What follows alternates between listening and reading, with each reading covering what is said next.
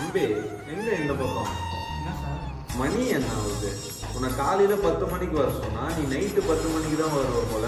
Sir அடிக்கிற வெயிலுக்கும் Chennai traffic கிளம்பி office வரதுக்குள்ள போதும் ஆயிடுது. இதெல்லாம் நீங்க கலாய்க்கிறீங்க. இன்னும் எத்தனை நாளைக்கு தானே இந்த சப்பக்காரன்னு சொல்றீங்க? சார் நான் என்ன சைனாக்காரன் மாதிரி பறக்கிற காரை வச்சிருக்கிறேன் சல்லுன்னு பறந்து வர்றதுக்கு. பறக்கிற காரா? ஆனா ஆமா சார். அட ஆமாண்டா, பார்க்க ஹெலிகாப்டர் மாதிரியே இருக்கு. ஆனா ஸ்டேரிங்க காணோம், கீரை காணோம், சைடுல ரெக்கைய காணோம். இதுல எப்படி உட்காந்துட்டு போறது? ஐயோ சார், இதுக்கு அதெல்லாம் தேவையில்லை.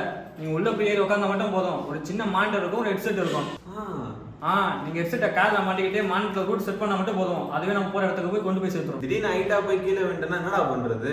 ஐயோ அவ்வளோ இதெல்லாம் போவா சார். இது குறிப்பிட்ட அளவுக்கு தான் ஹைட்டே போகுமே. சைனா கவர்மெண்ட் அப்ரூவ் பண்ணிருக்கு. காரோட போய் ஹீங்காங்க.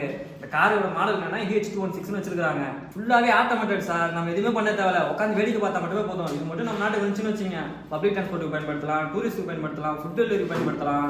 அப்படியே ஃப்ளைட்ல போற மாதிரி ஃபீல் பண்ணலாம். நல்லா இருக்கேடா. இப்போ துபாயில லான்ச் பண்ண போறாங்களாம். என்ன ரோட டிராஃபிக் பண்ண பத்தாதுன்னு வானத்தையும் டிராஃபிக் பண்ண போறீங்க? சரி, லான்ச் பண்ண உடனே நம்ம கம்பெனிக்கு ஒரு ஆர்டர் போட்டு விடுறா.